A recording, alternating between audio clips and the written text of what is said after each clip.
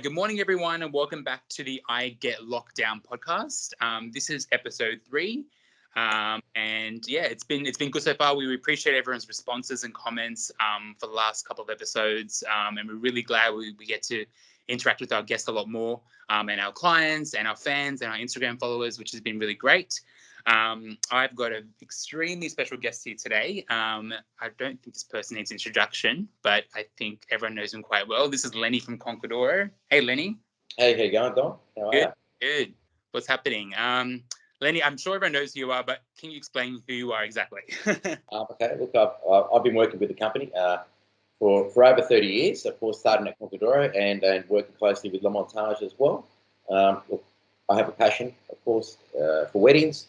The main inspiration and what keeps us going and what makes us come back to work is, of course, the making bride and groom happy on their special day. And that's what we're here to do: create the memory, the dream, make it all come true.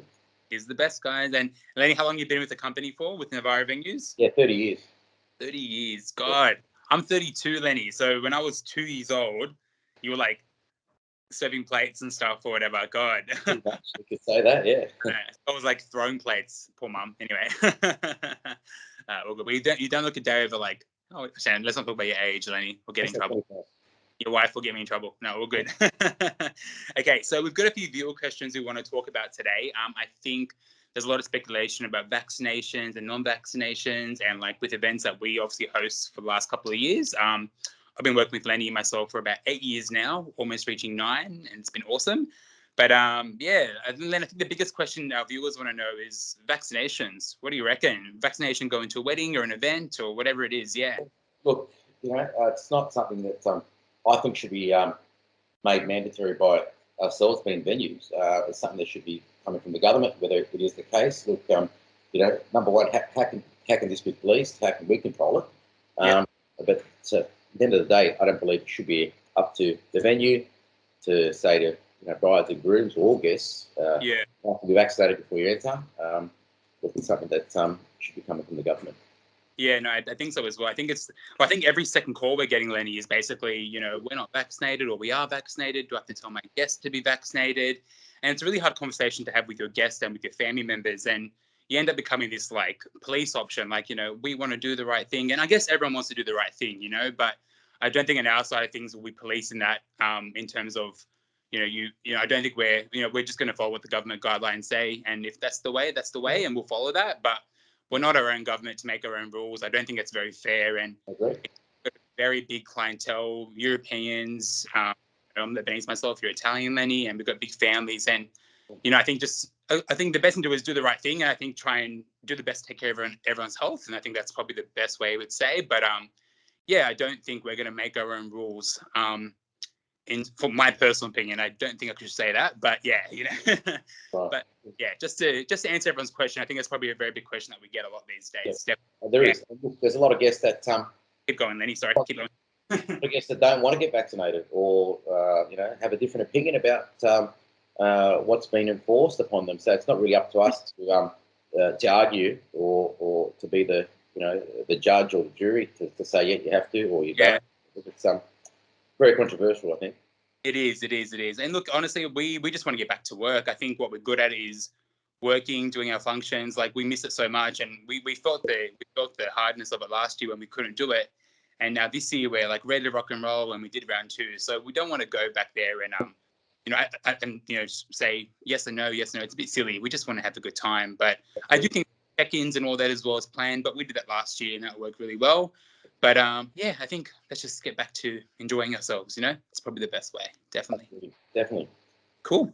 I think another question, guys, with corporate events. I think people are very iffy about Christmas parties and like graduations and what's happening. And a lot of our clients are like ready to rock and roll. What do you think, Glenn? Corporate events, Christmas parties? Well, look, I believe as soon as the events can come back on, look, I think everyone wants to have a celebration, have a function. There's 3 to 4 months of absolute nothing. Since July, August, September, October, pretty much all out. I think hopefully like mid-October, November, we're back on track. And look, everyone wants to have their celebration. Everyone wants to do something I've got I had an inquiry that came through yesterday that someone that said, he wanted to book a venue, book a room for a celebration. I said, yeah, what's the event? And he goes, to be honest with you, it's just a celebration to get everything back up. Like just open up to have our friends and family together. We haven't been an opportunity to see any of them during this lockdown period, and that's what we want to do. Have a celebration for it. Yeah, exactly. What's the biggest I guess are they scared to sort of book it, or what feedback are you getting from I guess are they coming to you for the answers like that? All the answers. Is that what they're saying to you, Len? What do you think? I believe a lot of the clients are relying on us, Navarra, as the industry leaders, to give them the best advice. Do you think my date will be safe? Do you think I can have my wedding? What do you think I can have with numbers? And look, people do come to us. Look, we can't foresee the future, but we can only give them our honest input on what we think what will happen, they can do, and based on the experience and what the government's saying and what's out in the media. Sometimes, yes, there's a lot of different stories that don't all add up, but at the end of the day, people, the bride and grooms, come to us for advice, and they ask, what can I do? I want to have my celebration.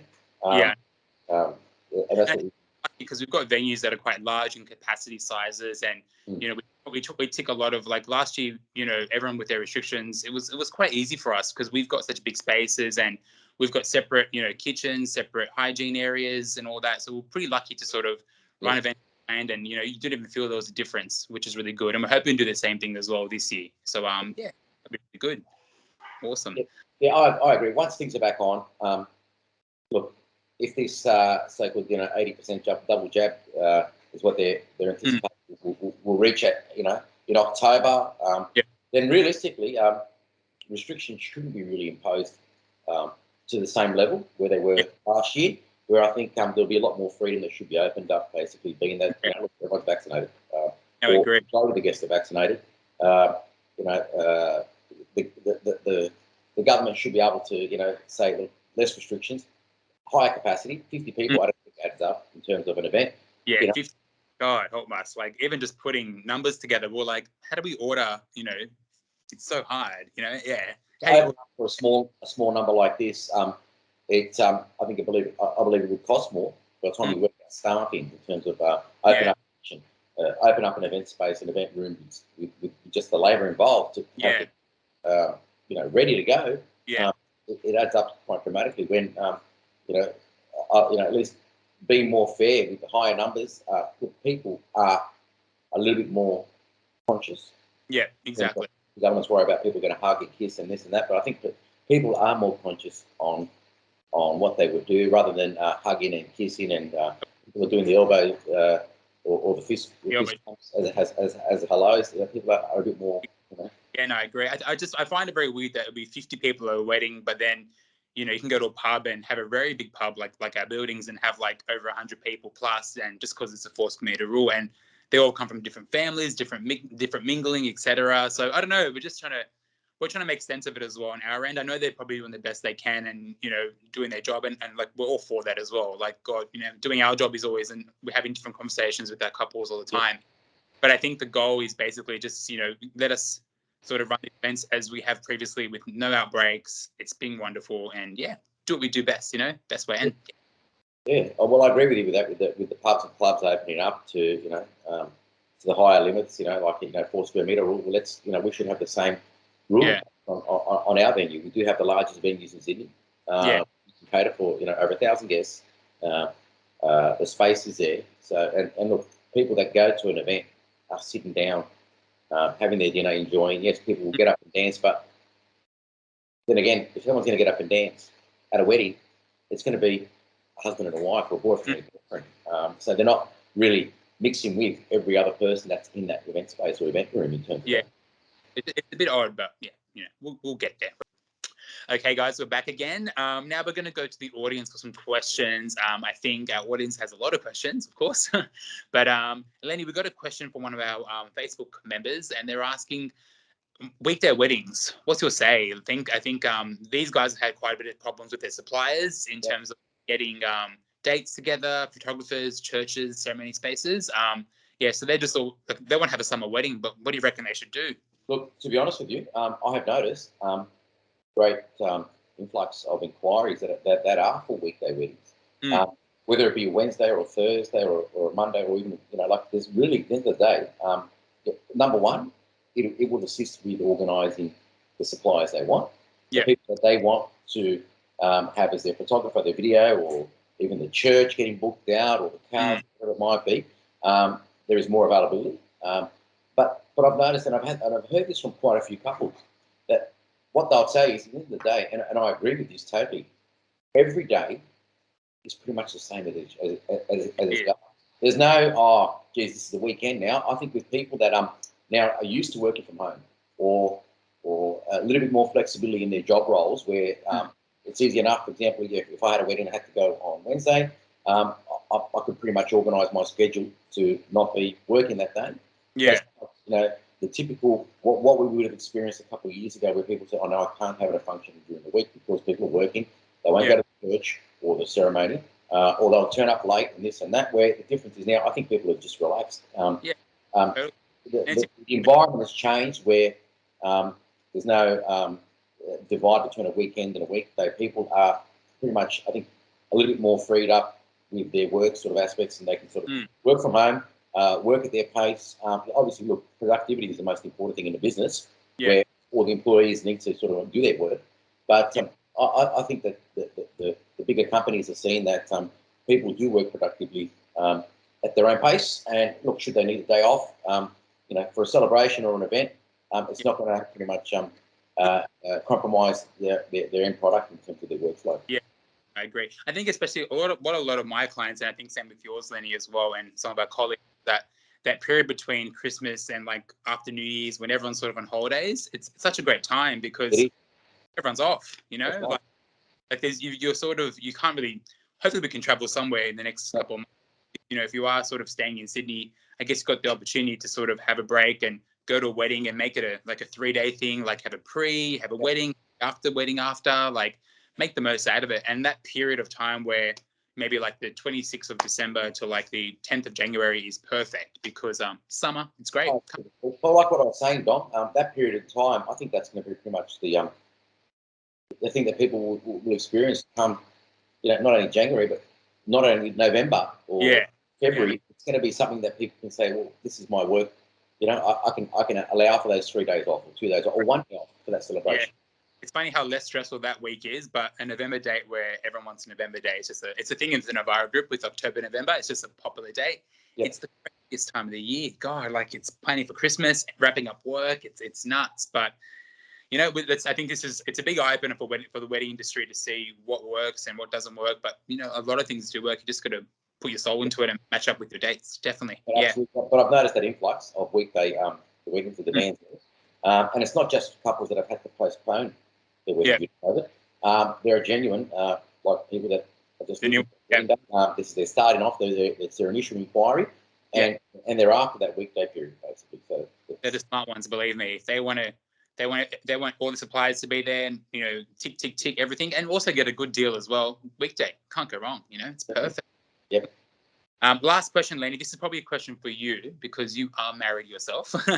A lot of our brides, because we send a lot of beautiful kits to our couples, and we try and get our grooms to sort of get more involved with the brides. I think they sort of take over in terms of planning and styling, and the poor grooms, we call them like walk-ins, and just stand here and be quiet, you poor thing. Right. Just agree with everything. Just say yes. Yes, you won't get in trouble. Yeah, I remember. Yeah. So, Len, what do you think? What do you think about how to be the best groom and not drive? Well, how didn't you drive Katerina insane? I don't know. Oh gosh, I won't comment with that. I know. Oh God. What I've noticed, Doc, look, a lot of the grooms are actually ringing up. Yeah, they are. Yeah, I'm getting a lot of grooms. Yeah. They're involved in the planning just as much as the bride. So it's gone at where we would think, oh, the bride's organised and everything, the groom's just turning up. I see the reverse now, where it's pretty much as a team, like the bride and the group together. A lot of times, even the group sometimes takes over and says, "Oh, this is what we're after. This and that." Typically we would have had that aspect when it's the negotiation, the money side of things. But I see a lot of the grooms that are taken over in terms of the decorations, the styling, or the menu planning, or the way the night should run. Where the brides, you know. Yeah. They're like a mini Filippo. You know, Filippo used to take over doing the styling, doing the planning. Now these new age 2021 grooms are doing it. There must be something in the water. Who knows? You know, it's good. It is. Yeah, I think so. I think social media has a big input in it, of course. You know, everyone that sees everything on Instagram and Facebook and whatever, and they see, look, you know, it's the guys or the girls or both of them saying, look, this is what we want. You know? Yeah, they've got a dream, and pretty much they're bringing that dream to us. Yeah, to deliver it the way they want. Basically. Exactly. Yeah. Oh, we love it as well. When the both couples come down and give a bit of each other what they love and what they know, it's great. It just makes the perfect wedding. You know. Yeah. No one wants a wedding where it's all done by one bride. Oh, we don't. You know, we do love the bride when she organizes the wedding, but it's good to have the group bit of, you know, I think normally the groom just known for get the scotch, get the photographers, get the car. It's like no, those days time to work it, mate. I think it's both now, and it becomes more fun, of course, definitely. Yep. Definitely sounds good. All right. Well, thanks, Lenny. You are the best as always. So, guys, it's been great working with Lenny. Well, I'm still working with Lenny, but Len and I work together at Montage, and Len does a lot at Conca D'oro as well. I don't think you can actually leave Conca D'oro. I think it's set in stone there and all that as well. And I think Filippo will come after you. But thanks so much, everyone. We hope everyone to be safe, and we're hoping to see everyone in October, if not sooner. We can't wait to get back into it, of course. Yeah. Yeah. Good, yeah. The first thing we want to see is our couples to start planning and start theming and start styling and start getting these events happening away. But we just hope for the best, guys, and we want everyone to stay safe and be positive, and we'll get out of this. Okay. All our bride and grooms with their smiles back on their faces, definitely, of course. Sounds good. All right, guys. Take care. Cheers, Joe.